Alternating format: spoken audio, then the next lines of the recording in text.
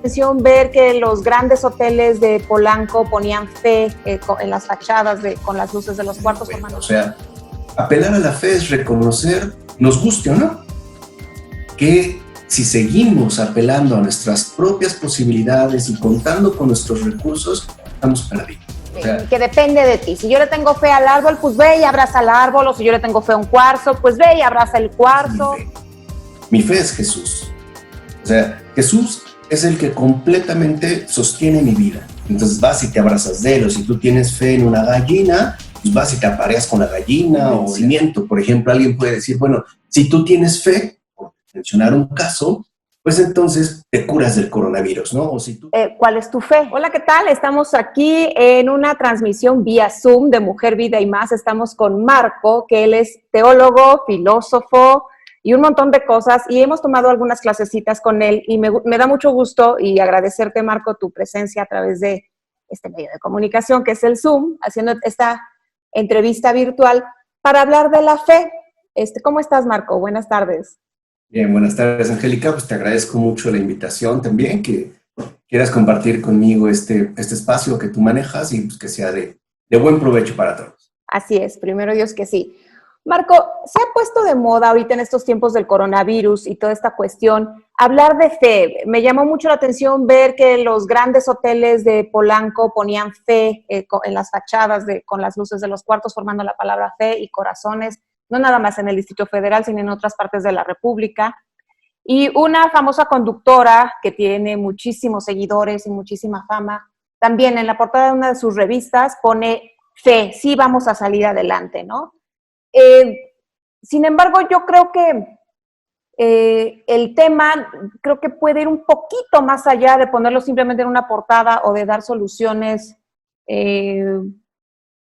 pues como receta de cocina. Entonces, en ese sentido, me gustaría que tú nos explicaras, primero que nada, ¿por qué se puso de moda el tema? ¿Tú por qué lo consideras? Me parece que cuando se menciona fe en los corazones, ¿no?, en unos edificios, o a lo mejor en la portada de una revista, es como si se estuviera solicitando que se recurriera a un recurso, insisto, no habitual, pero que podría estar disponible para las personas, un tanto más quizá ligado con una especie de optimismo firme en que al final todo va a acabar bien y de que las cosas irán por buen camino, ¿no? Una especie de autoconvencimiento, como hoy en general se suele manejar la cuestión de la fe, o una especie también de voluntarismo más o menos definido en cuanto a que pongamos la mejor cara, ¿no?, para lo que está ocurriendo y despleguemos nuestras expectativas más allá de lo que tendríamos, por lo menos de inmediato. O sea, me parece que ese sería al menos como un aspecto importante que buscan destacar.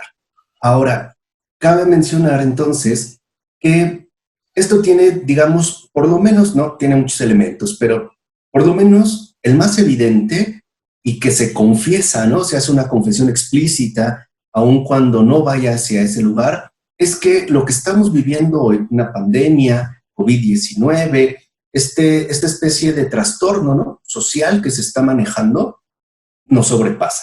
O sea, eso sí me parece que es algo importante de tener en cuenta. O sea, apelar a la fe es reconocer, nos guste o no, que si seguimos apelando a nuestras propias posibilidades y contando con nuestros recursos, estamos perdidos. O sea, me parece que esto ya indica claramente que es una situación que en definitiva nos supera.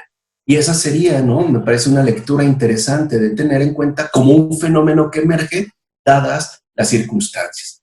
Porque apelar a la fe, pues significa el reconocimiento de algo, en último término, más grande que nosotros, ¿no?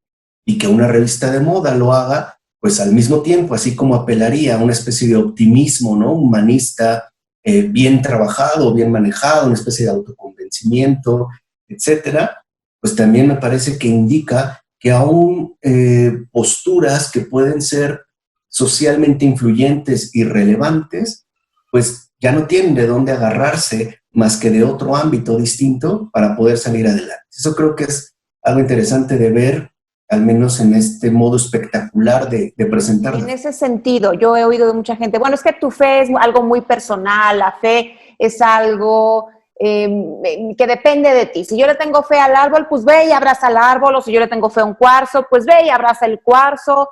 En ese sentido, yo creo que mucha gente se puede apegar a este tipo de no sé, conceptos, y yo no sé si son del todo válidos o efectivos. ¿Tú qué piensas? Lo que pasa es que eso ya es algo que se viene arrastrando por lo menos con 500 años, ¿no?, de antelación. O sea, no es un fenómeno nuevo el reducir la fe a una especie de autoconvencimiento subjetivo, ¿no? O sea, al final, pues tú vas a definir a qué te quieres apegar o en qué quieres depositar una especie como de certeza, ¿no?, que a ti te resulte convincente. Lo que mencionabas, bueno, si tú tienes fe en el árbol, entonces vas y te abrazas de él, o si tú tienes fe en una gallina, pues vas y te apareas con la gallina, o le haces un culto, o le elaboras un altar. No obstante, aquí ha habido un cambio drástico, porque la fe en sí invita siempre a algo objetivo. O sea, justo la fe es algo que yo no puedo definir ni bajo mis criterios y tampoco bajo mis propias perspectivas, porque entonces no sería fe, sería una certeza autocreada. La fe me invita en todo caso a salir de mí ante algo que quizá no veo, pero en lo cual sí yo me apego y permanezco fiel. O sea, hay que entender que fides, ¿no?, viene de fidelitas, o sea, está íntimamente vinculada con una fidelidad. Una fidelidad en alguien, no en algo, o sea, sería una diferencia importante, ¿no? En quien yo creo debido a la relación que ha tenido en mi vida en particular y a las experiencias que he tenido de su respectiva presencia. O sea, Ok. En ese sentido, Marco, tú, ¿cuál es tu fe? ¿Y para qué la tienes o para qué la usas o para qué sirve? ok, entiendo. Bueno, si tú me preguntas cuál es mi fe, lo primero que te puedo decir es que algo no es mi fe, sino alguien. O sea, la pregunta no es cuál es mi fe, sino quién es mi fe. Mi fe es Jesús. O sea, Jesús es el que completamente sostiene mi vida. Y no solo estoy hablando de las situaciones excepcionales, por ejemplo, ante el peligro latente, ¿no?, de un contagio, sino en el transcurrir ordinario de mi existencia, o sea, en el día a día, en las cuestiones incluso que nos puedan parecer como más básicas, ¿no? Es una relación en la cual, en pocas palabras, él va primero. O sea, un poco para que responder, digamos, ¿no?, una pregunta pues, tan exigente, ¿no? Esta es una de esas preguntas bien hechas, se ve que haces bien tu labor, ¿no?, que sabes entrevistar, se ve que ya tienes colmillo, y esto en lo que haces, ¿no?, de estas preguntas profundas, ¿no? La fe, mi fe es alguien, es Jesús. ¿Y cómo la uso? O más bien, ¿cómo me ha cambiado? No es algo que yo tengo a disposición. Porque puede ser que haya momentos en la vida, como ocurren, en los que considere, por ejemplo, que mi fidelidad al Señor está quebrantada. No obstante, me sigue sosteniendo que aunque yo no sea fiel, Él sigue siendo fiel a mí. O sea, que aún yo me puedo, ¿no?, refugiar en Él en mis fracasos. O sea, no solo se trata de presumir victorias, ¿no?, sino también de compartir los fracasos y transitar juntos estos caminos. Entonces, esta fe, ¿no?, esta vida que aparece en mí, lo que ha hecho es cambiarme. O sea, ha cambiado por completo la estructura de mi propio vivir. Por el contrario, esta persona ha venido a reestructurar mi vida y lo que ha hecho es justo realizar una inversión. O sea, si tú me preguntas qué es tu fe, ya bajo este trasfondo que yo te he mencionado, te puedo decir, es la siguiente estructura de vida. Primero Él, en todo, es decir, Dios, después tú, o sea, el prójimo, y al último yo. Y si te das cuenta, no es que uno se anule, no, yo soy un vil gusano, indigno, no. Sí, yo no importo, yo no importo, no valgo, ¿no? Soy un tapete, pueden pisarme, no. Si el Papa Francisco decía casos no mensos, ¿no? No, o sea, no desaparezco, pero ocupo el lugar que me corresponde, es decir, el último. Y aquí podemos entender, por ejemplo, cómo esta fe funcionaría en experiencias concretas de maneras muy distintas en una situación como la actual. Vayamos, ¿no?, al primer modelo.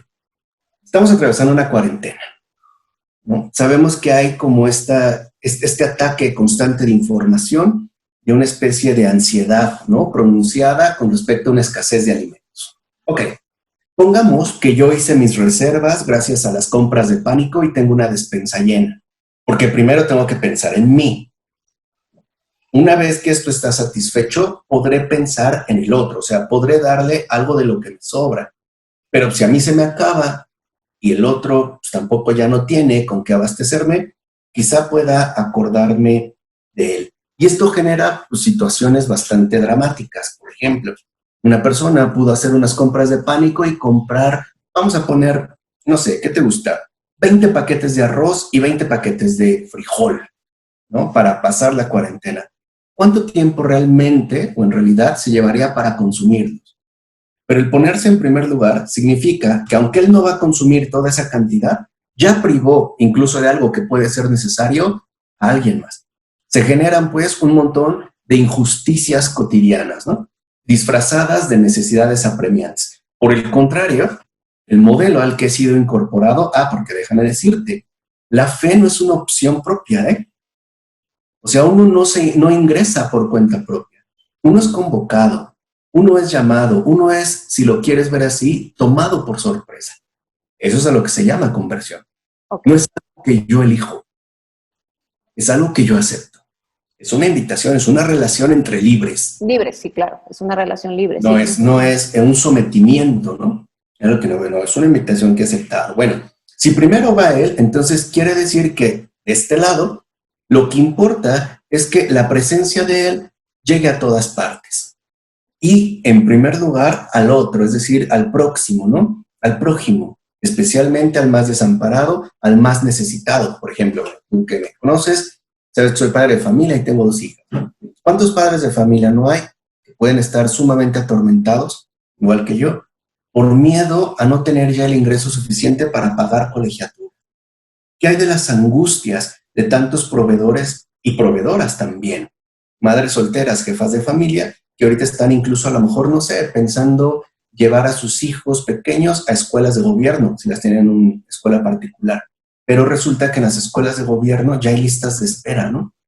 ¿Qué ocurre en ese caso? O sea, lo que me interesa primero no es que yo no sufra, sino que nadie sufra.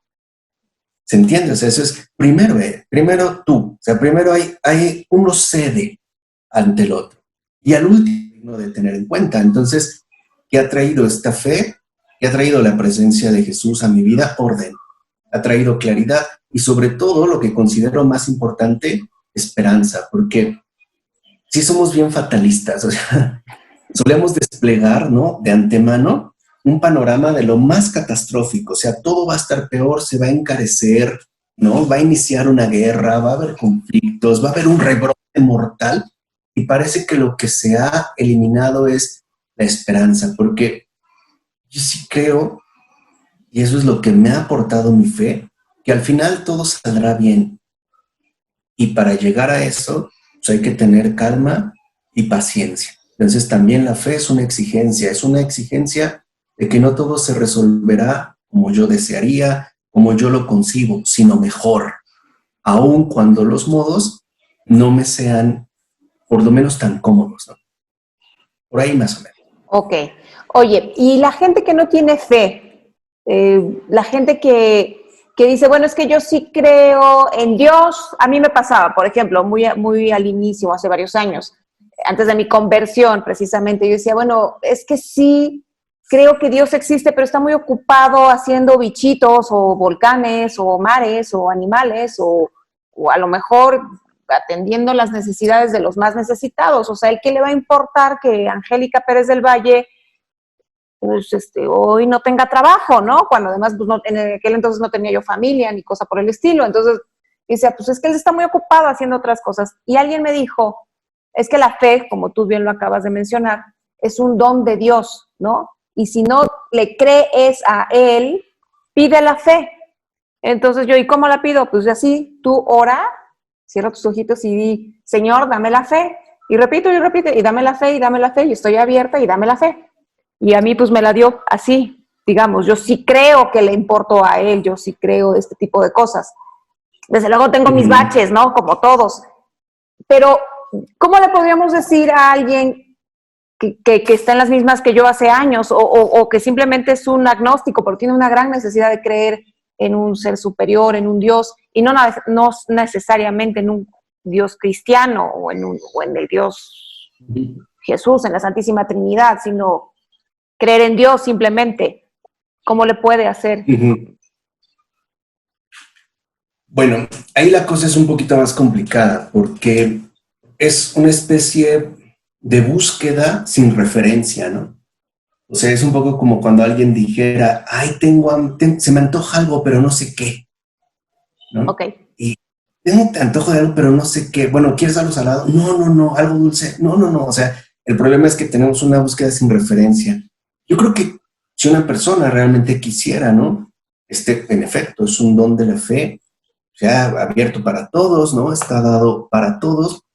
Lo primero que tendría que hacer es estar dispuesto a renunciar a sí mismo. O sea, eso yo creo que sería lo que daría pie a recibir aquello que en efecto está solicitando, aun cuando sea en una parte discreta, ¿no? O más o menos silenciada de su propio corazón.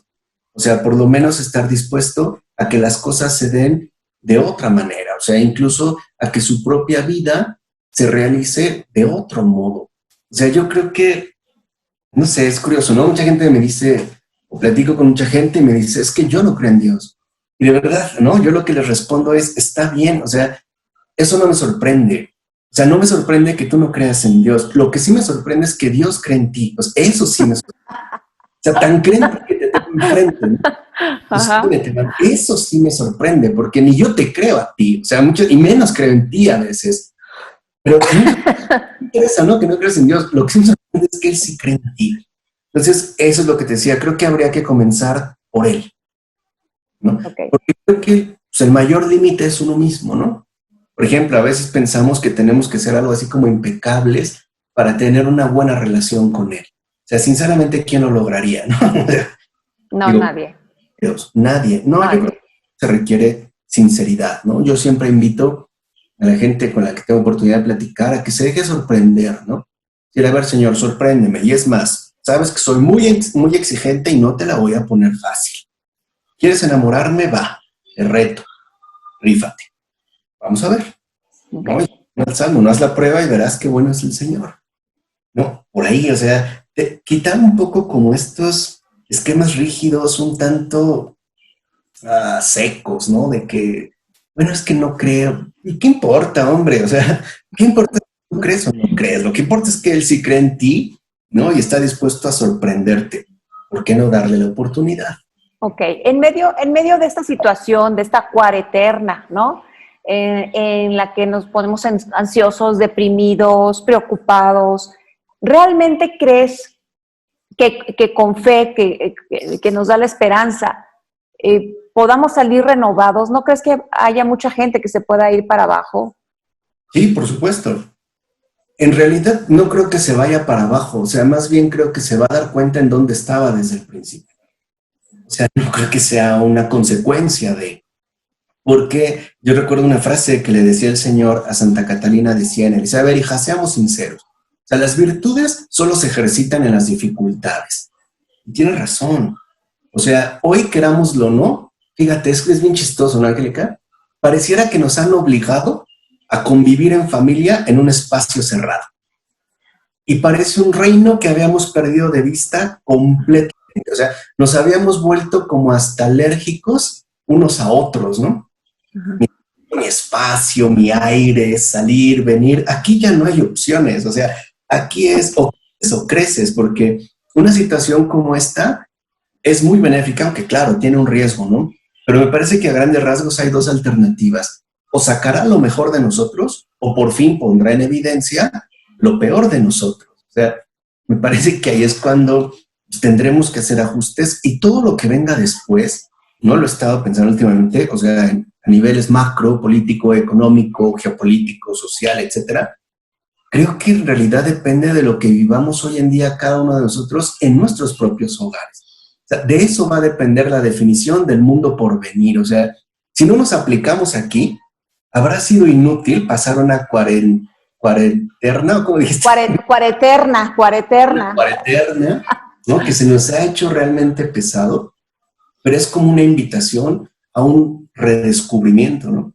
¿O no es verdad que ya desde hace un buen tiempo veíamos a hijos huérfanos de padres ausentes, a matrimonios que prácticamente son desconocidos y que mientras más tiempo pasaba decían, bueno, pues es que ya nos vamos a divorciar, no tenemos nada en común? Pues no, cuando lo cultivaron, ¿no? Cada quien metido en lo suyo, tenían que derribar las fronteras. Hoy son las fronteras invisibles, ¿no? Sociales, que tanto distanciamiento habían provocado, y a pesar de que nos hablen de una distancia sana, pues claro, será física, pero este es el tiempo de la cercanía de unos a otros, especialmente con los más allegados. Yo creo que de fondo también es una gran oportunidad, ¿no? Algunos se derrumbarán, y qué bueno, y lo digo qué bueno por una simple razón, para que ojalá experimenten que al derrumbarse, al finalmente sucumbir, vean quién los ha estado esperando con gran deseo y amor.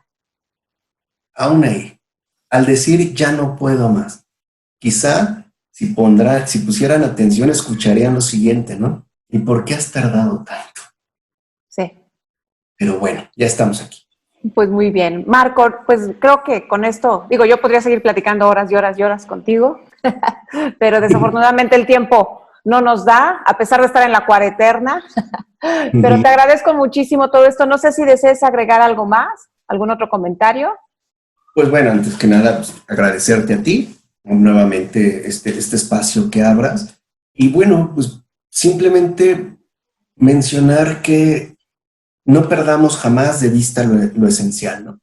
Que esta sea la oportunidad para que el mundo se renueve, ¿no? Y las personas que salgamos, pues aunque sea tímidamente y poco a poco de nuestros hogares, vayamos con un nuevo rostro, renacidos, ¿no? Y mostrando al final pues, que el amor del Señor sigue en mí. Muchísimas gracias, Marco. Pues bueno, ahora sí que esto ha sido todo por hoy. Espero que esta cápsula, este videoclip, les ayude mucho a renovar y fortalecer la fe y que realmente salgamos con una fe llena de esperanza y renovados después de esta cuareterna. Y si no es con fe, Angélica, por lo menos sí con esperanza. Ok, la fe tal vez puede esperar, la esperanza ya no, ¿eh? Eso sí. Muchas gracias, Marco, y nos vemos hasta la próxima.